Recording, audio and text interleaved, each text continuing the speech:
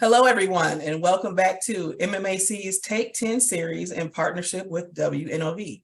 In this series, we talk to Milwaukee region business leaders about growing businesses, growing careers, and making Milwaukee a region of choice for all.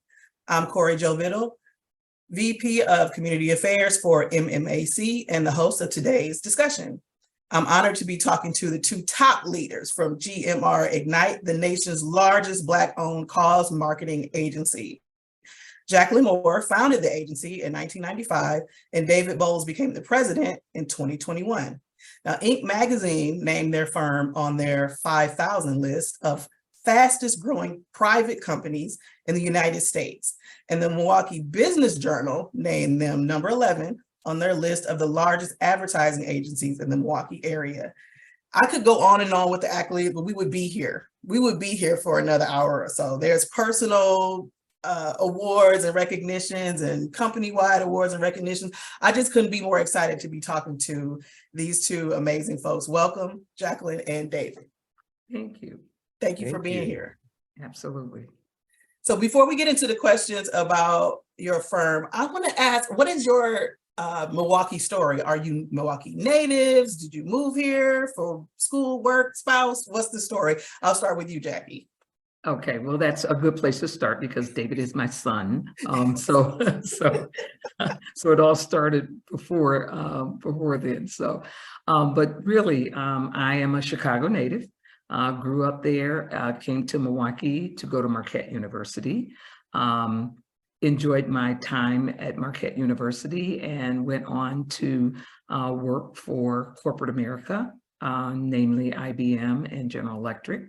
And then married and had my children.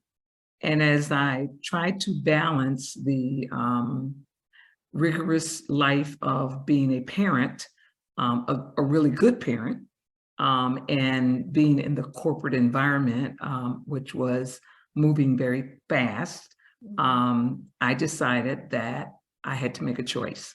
And that choice was to dedicate my life to my family and my children versus climbing the corporate ladder. And so I felt like, you only get a finite amount of time to raise your family. And then I could always go back if I wanted to and pursue corporate America. But lo and behold, while I was in the midst of trying to be the best family member that I could, I found myself needing something else to do. I had just received my MBA from Keller Graduate School, and so I was eager to do something. And so as a result of my corporate background and the things that I saw in Milwaukee, particularly in Milwaukee around how people of color were represented in the news media, how they were represented in advertising, I decided to assist companies with drafting their business plans and helping them to connect to some of those audiences. And as I went on through that, I'll shorten the version, but as I went on through that, it turned into what was originally known as Creative Marketing Resources, which was CMR. And so we were CMR until a year ago, and we still are corporate CMR. We call ourselves CMR Ignite due to the acquisition that we made of another company.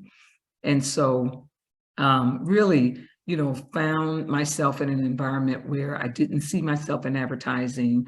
I didn't see my voice heard. So it wasn't just about putting a person of color in an ad or doing those things. I didn't hear anyone speaking directly to me. And so I started the firm to really help my clients understand how to speak to a unique audience. That's awesome. That's such an interesting story.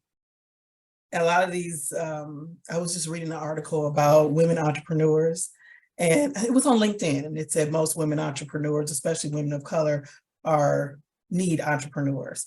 They see a need and just create a solution for it. And that sounds like exactly what you did, such a needed thing. And you were dedicated to your family, and you didn't know that you were creating, retaining,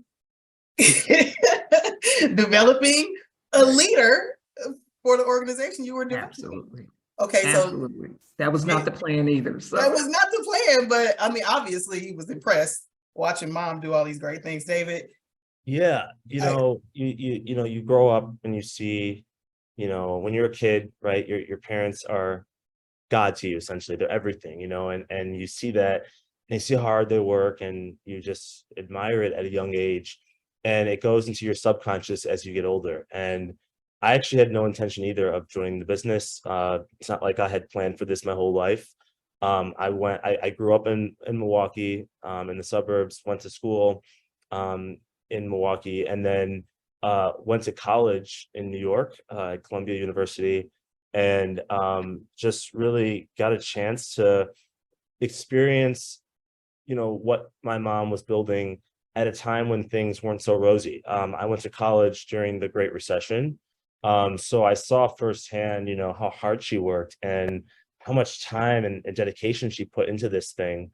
And, that gave me a level of respect for the company that I had never had, as well as a level of respect for my mom that, I had always known she was, tenuous, a hard worker, but to see that and to survive through the Great Recession was quite a feat. And so I think that was part of what inspired me. And, you talk about a need entrepreneur, that is my mom, but I would say I'm a growth entrepreneur. So, even though I didn't create this business, I treat it like I did, maybe even, more so than most people think. And, my focus is on, creating more opportunities for the kinds of people that we hire. And I know that we'll talk a little bit about our staff later, but, really making sure that we stay true to that and that we continue to build this business in the way that we need. So it really lets us be a combo. And I would be remiss if I didn't mention my older brother is also part of the business. He's an amazing part of it. He runs our finance and some of our operations. And so it's really a family affair. And it's something that we all love. It's everything. It's part of our relationship. So Jackie, what does that feel like to hear him talk about you and just his vantage point of what you've done with this business, and then seeing him have his own vision for the future of what you created? absolutely. I couldn't be prouder of both of my sons. My vision, but back before they joined was, I'll build this business. I'll do what I need to do. I was what I felt was successful for what I was looking at. And I just said, well, I'll sell it and go get an umbrella drink on a beach somewhere and we'll be fine. And they'll pursue their own dreams and their own desires. And I think the most amazing part in all of this is that I didn't see this one coming. And so for me to be able to see them continue the legacy that I started and the business that, that I started 28 years ago, and for them to genuinely be interested in that business. Some family businesses, you feel like you're forced into them because you're in the family. Right. I never wanted it to be that. I wanted them to, find what really made them get up in the morning. What thing is it? And we always shared, if we were independently wealthy, what is it that you would do? Mm-hmm. And I found that this was what I would do if I didn't have to get paid for it. Unfortunately, we're not independently wealthy, so we have to get paid for it.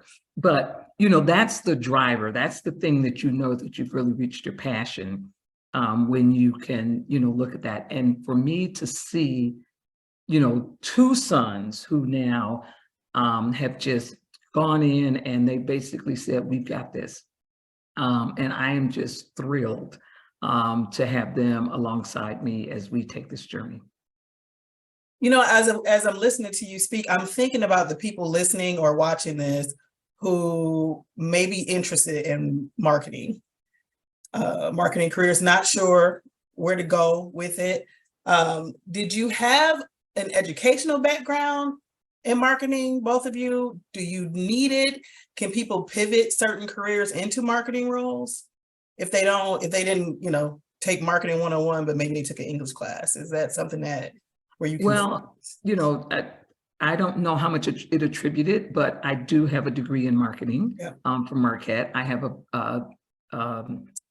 advanced degree, an MBA in marketing. And so my background, my thrill was always, how do I approach an audience with a product or service that they will want? And what is the value proposition that they get from that? You have to understand those things in order to have the drive. And so for me, it was, you know, as I kind of looked around and said, what are the things that I love about marketing? And one of them is that it is always changing. And I found that that happens to be part of my personality, is that, you know, I need that constantly changing environment. You know, no two campaigns are alike. This is not a cookie cutter business. This is truly a, you know, find a unique solution for a client that resonates with an audience. David, what was your background? You said you went to Columbia. Well, yeah, and it's interesting. And Jackie hit the nail on the head. I mean, I think to your listeners who would say, well, I don't have a degree that excludes me, I would actually argue that I'm the opposite case. I don't have a background in marketing. My background's in financial economics, so it's in the numbers and the finance piece.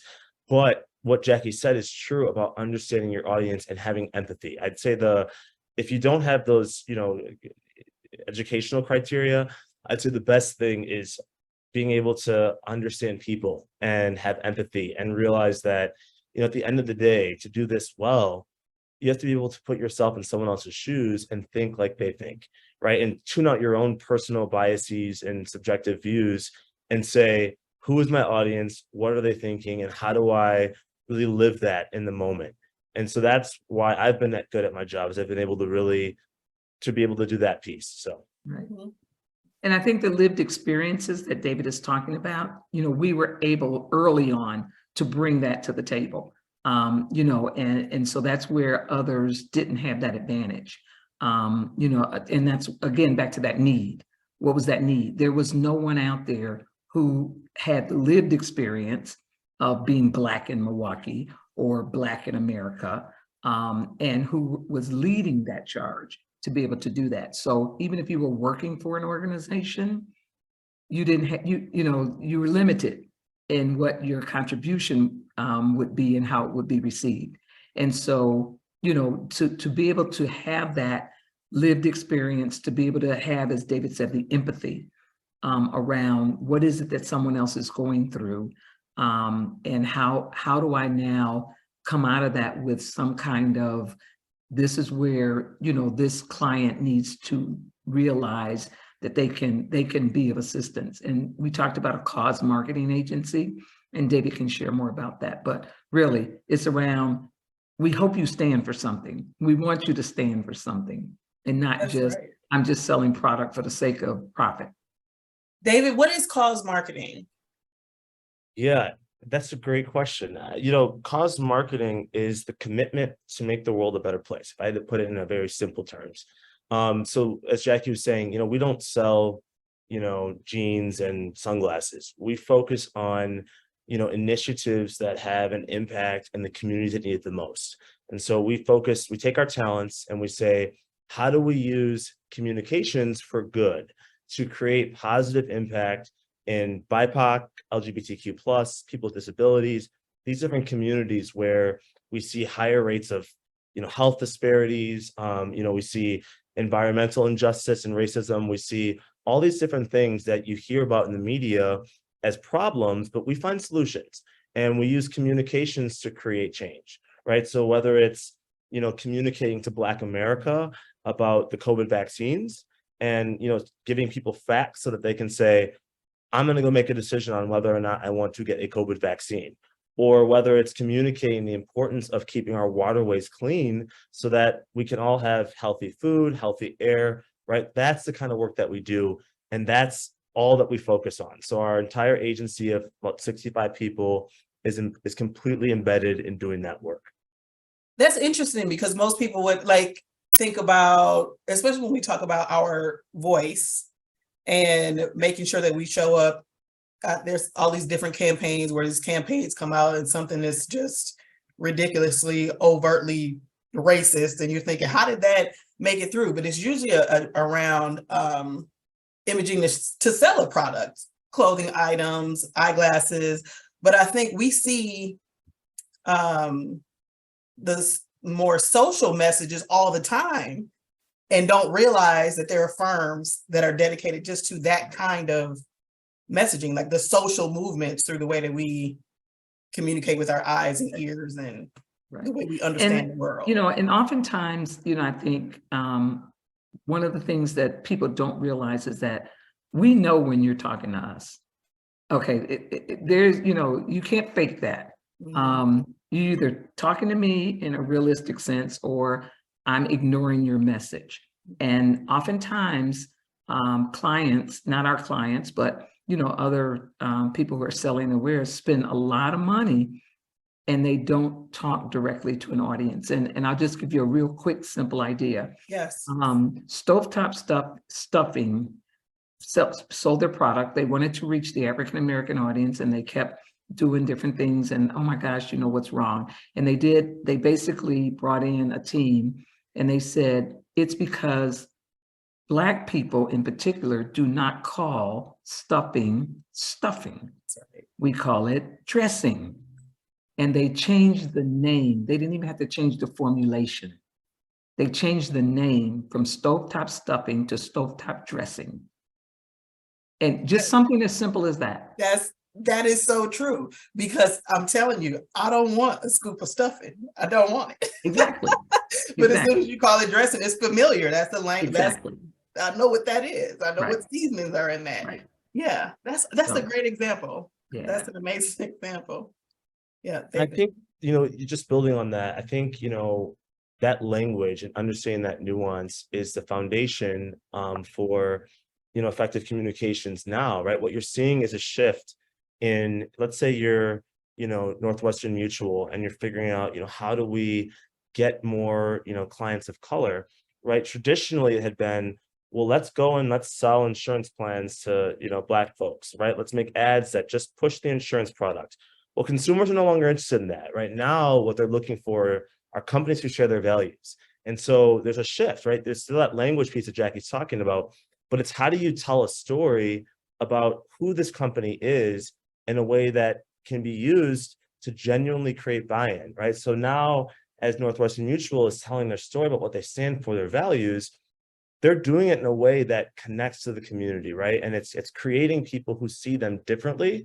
And then down the road, they may say, I like Northwestern Mutual, so now let me go and purchase their products, right? So you know, the great thing is that Jackie and I have been in this industry combined enough through different kind of time periods where we know that this expertise comes together in different ways. And that's what our agency does well, is being able to, you know, capture where we are in the, I'll call it the life cycle of, or the evolution of effective communications, and bringing that to the table. So, has there been a favorite campaign or cause that you've really enjoyed working on?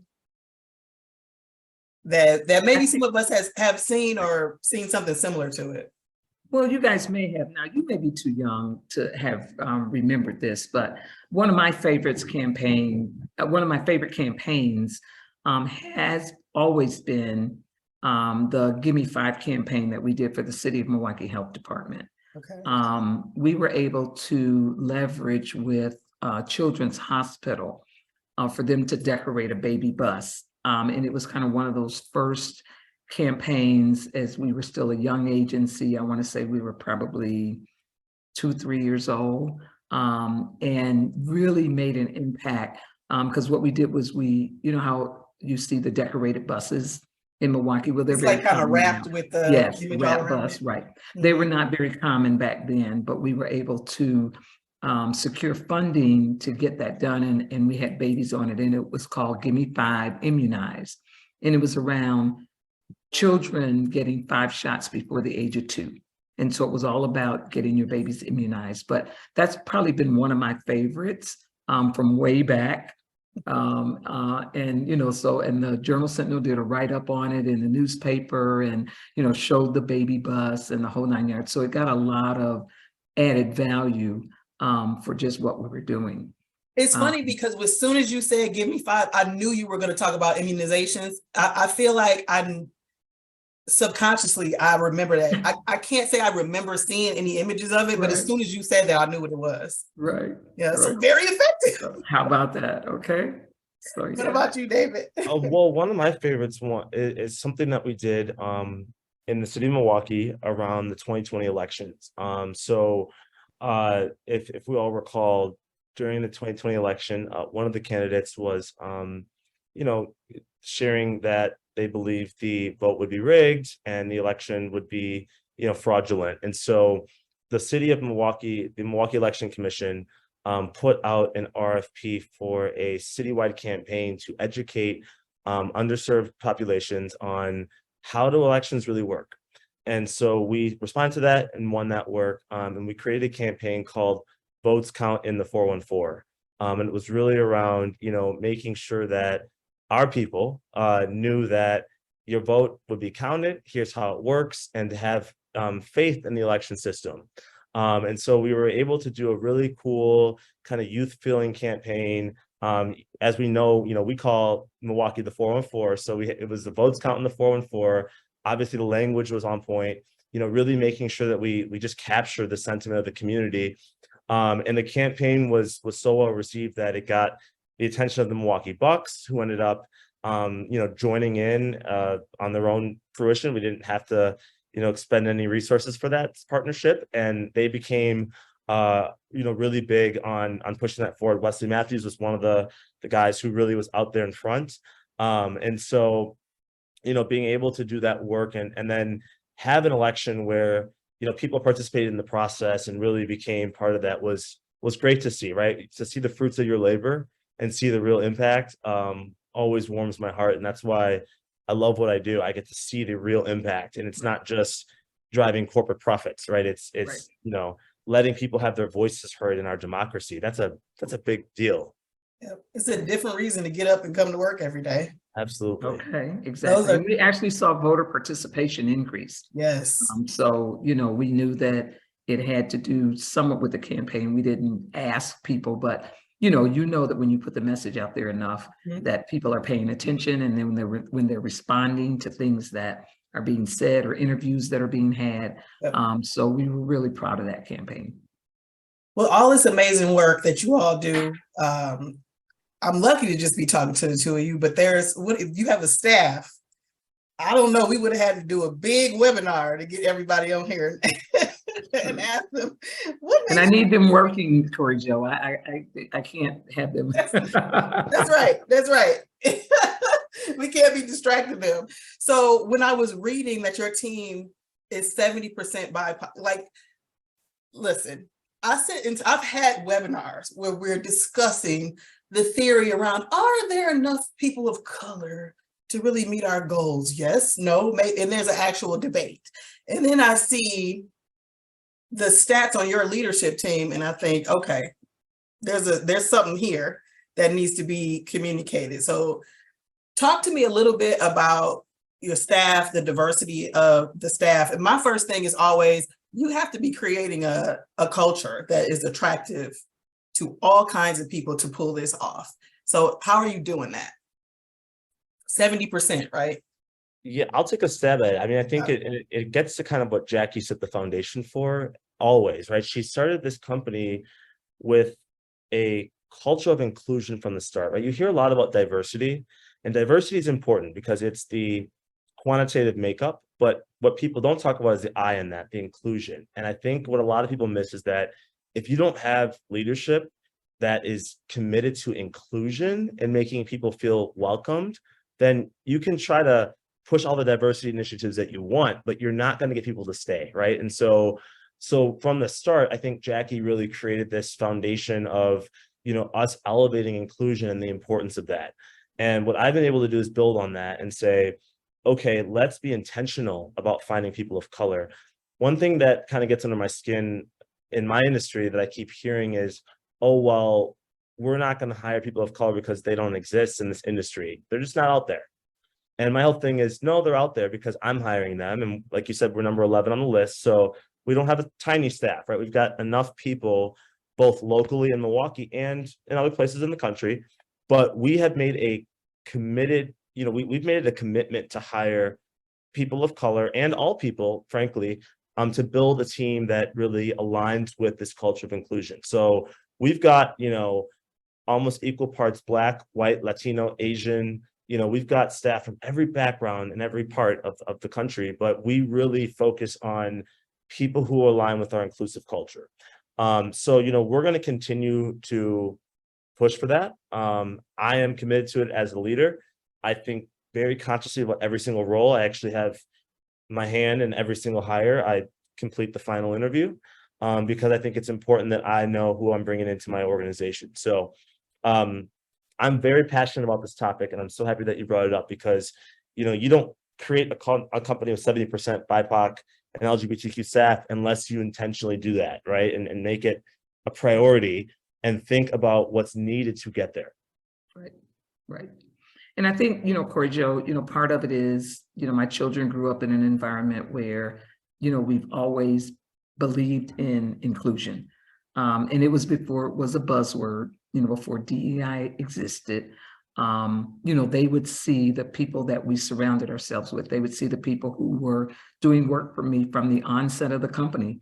They didn't all look like me. And so we started a culture of diversity and inclusion from the onset. And so from that standpoint, David's done an excellent job to surround himself with those same cultural fit individuals, because it is about the fit. And I think that's why as we hear other employers saying, oh, we can't find people. The problem is that people don't want to be there and be the only. Those days are way past gone. And so it's very difficult nowadays to bring in individuals, and whatever ethnicity they are, they don't want to be the only. Even in our firm, if our firm was all Black, it'd be probably more difficult to bring in a white person to say, oh, you're going to be the only because now we need it. So that is not the answer. And so too often, I saw it where many of my friends in the industry were the only individuals in their company of color. And so then then the company is relying on them to be the Black expert. And, oh, well, you should know this because you're of color. And you're like, no, I don't. And you're not going to lie that on me because I happen to be the person of color. And so it puts an extra burden for individuals. And that's something that perhaps employers don't think about, when they start to go out and say, oh, well, we've got, one person here that represents. It's interesting because with the leaders, the Region of Choice program, there are a lot of companies, because a lot of these companies already had their own internal inclusion strategies. But I think some of them have expanded or been more transparent because of their participation in MMAC's Region of Choice program. But they're looking at the data and having to report it and thinking about the patterns of leadership or promotions and why those patterns are existing. And a lot of these companies, I'm really encouraged by how real they are being about why certain patterns exist and why certain people are promoted at higher rates, and they tend to be the same gender, same race. And the next step, though, was like really digging into the presuppositions that people have about people of color and leaders of color. So a lot of times when we talk about the stats and the disparity, the first thing people will say is, oh, they just need training and people aren't ready. You don't have enough folks that are prepared. With, Black and brown folks are some of the most degreed and prepared people Exactly.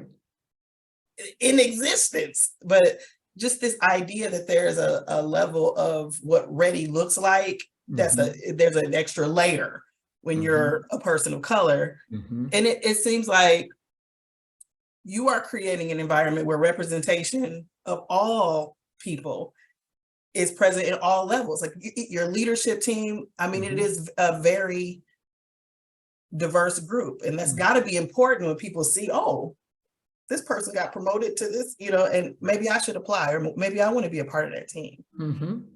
That's really exciting.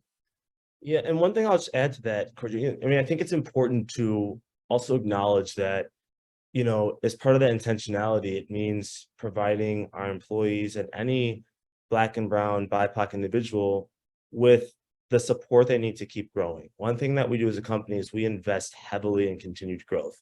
I made it a priority when I became president to really ramp up, the kinds of resources as an agency we were putting forward to say, we're going to put dollars behind your professional development. We ask everyone to do their independent professional development plan. So everyone's asked to put that together. And then we provide people with mentors. I have 4 mentors myself, including my mom. She's one of them. But I've got, a lot of mentors who help me grow, right? So I know as president, I have to set the example of what does continued growth look like? And we do that because I know that as much as I want my employees to work for me for the rest of their career, they may not, they may go somewhere else, but I want them to be ready so that no one can say to them, well, you just aren't ready for the next promotion. I want them to go in the door and say, I've got the support structure that I need to keep moving up in my career. That is something that personally I want to see. Again, if someone works for me for 5 years or 25 years, I want to see that at every step in their career. So I'm glad that you mentioned that, because I hear that excuse a lot too. And again, it gets back to, it's the onus is on the employer to really create that environment where people have the support. Right. And if you aren't doing that, then, you really can't complain about the outcomes later, because you were part of the reason that, you're in that scenario. So. Right. That's a great point. Yeah.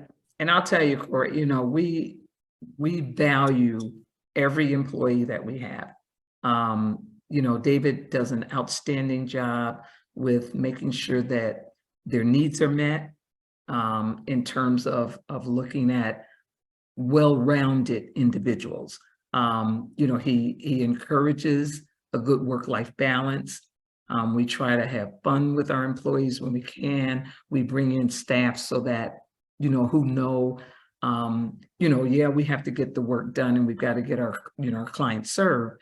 But we also realize that, part of the culture of this organization is that we have relationships with people. So it's not just, you work here, I have no idea who you are, no idea, what your family structure might be, no idea what things you enjoy doing. We really, we have that. And as a matter of fact, it's an employee-led group that does a function every week called Guess Who? And you kind of learn more about somebody through that. And so, we believe in inclusiveness all the way through everything. And so that's how people are helping us to make sure that everybody feels like they're part of this organization and that they want to stay, because we really do want them to stay. It's so important. I was thinking about doing something similar at MMAC, because we're everybody there stays forever. We have a very tenured staff, right. And there's so many interesting things about the staff that we don't know.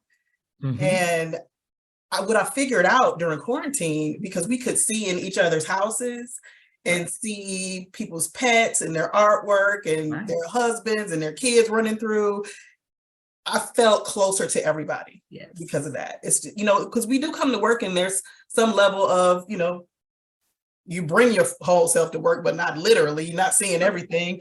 But I felt so much closer to people once I knew some of these little nuanced things about them. And I think that's an element of creating culture or team building that many companies kind of miss that opportunity, because the ideas around what professionalism strip some of that stuff away. That's the good stuff.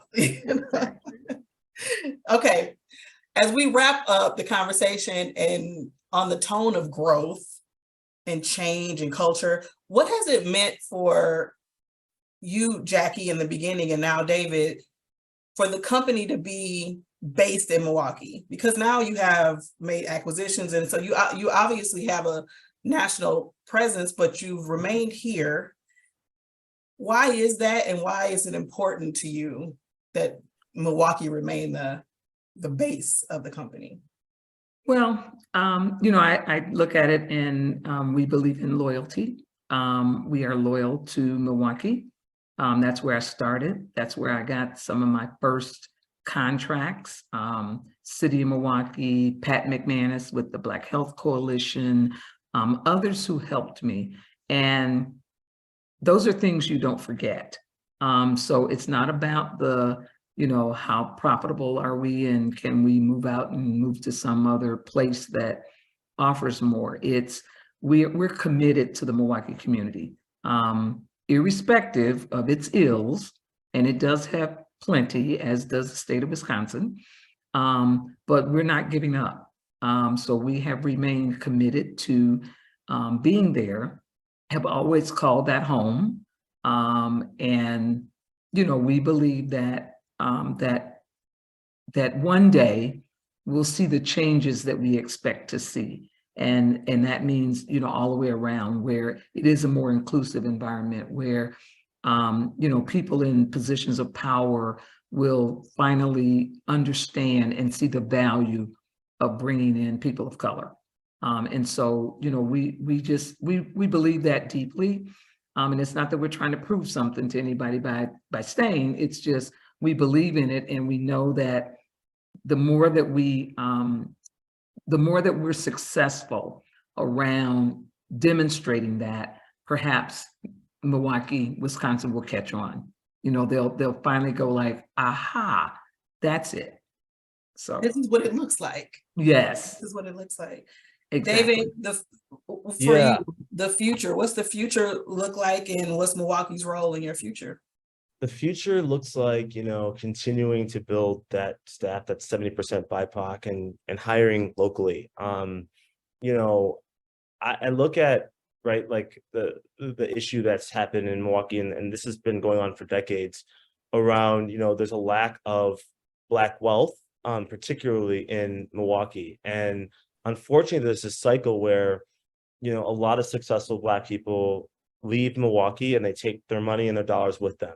And so what you're doing is you're just perpetuating this gap of lack of Black wealth. And it's then perpetuating issues like crime and lack of education and lack of job opportunity, right? So it's like this nasty, vicious cycle that's going on. And so my hope is to stop that, and to at least try to have an impact. I know I can't do it by myself, but my hope is that if I can keep hiring, people of color and even white people who are allies who believe in what I'm doing in Milwaukee, we can start to create wealth and opportunity for people that can trickle down, right? And it can really, uplift people.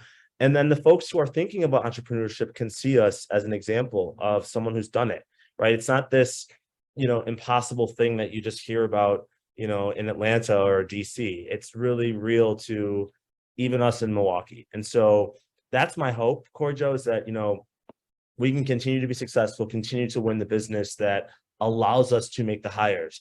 You hear so much about, opportunity. Well, companies like mine are hiring people and we're creating good paying jobs and giving people benefits so they can build wealth. Like, this is how it's done. And so I just hope that, to the folks who say that they're committed to this, they think next time, they're looking at hiring an agency, what an agency like ours might bring to the table, not only in terms of our skill set, but also the kinds of people that we're hiring and how, that actually impacts, the ills that we're seeing out there. So I have a lot for the future. As you can see, my mind is moving very fast, and I love being able to do this work. Right. And Corey Joe, one thing that we didn't mention is that it allows us to reinvest in our community.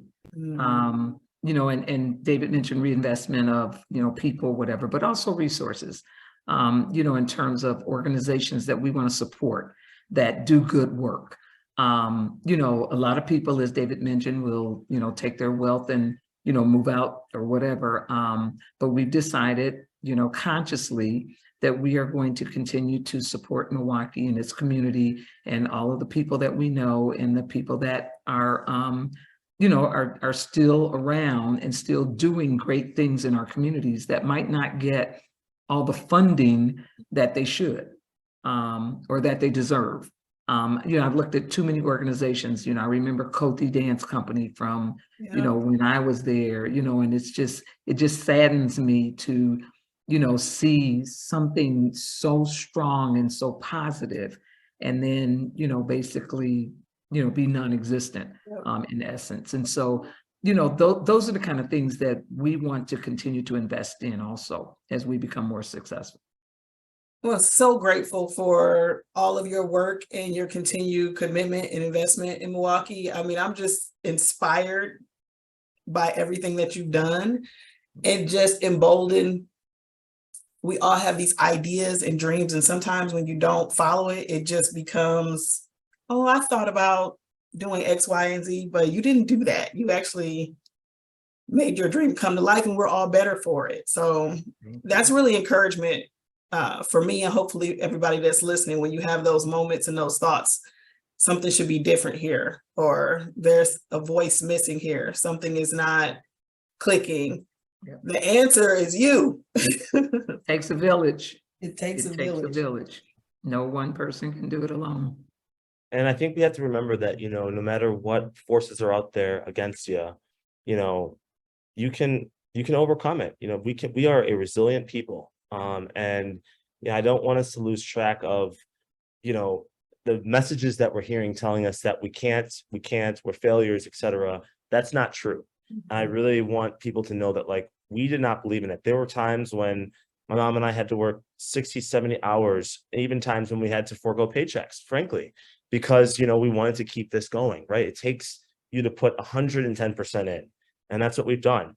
And so, it's not a cakewalk. Nothing's ever going to be handed to you in life. And I think, that would be my message to folks is like, just keep pushing through. And if you need to reach out, I'm happy to be an inspiration and share, ways that you can keep fighting and pushing forward. So what ways, if people want to follow your work, if they want to get in contact with you, is there, like, do you have social media platforms they should follow? How do you like folks to keep in touch with you?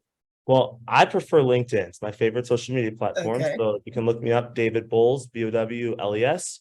I post a lot about these topics that we're talking about. That's most of my content. And you can see the work that we do by visiting our website, CMRignite.com. But I just want to make sure that I can continue to be a support to anyone who's out there looking for someone just to chat with. So Awesome. Well, thank you both. Jackie, I can see you are a proud mother. Absolutely. Yes. I'm Yes. feeling no pain. Well, for good reason, David. Thank you so much. Yeah. Encouraged by your leadership, and Jackie, thank you so much. Thank you for everything that you've done to make this work. So thanks so much. All right, that's it. That's our Take 10 for today, and we're going to get back to Faith with something good to say. Thank you. Bye-bye. thank you.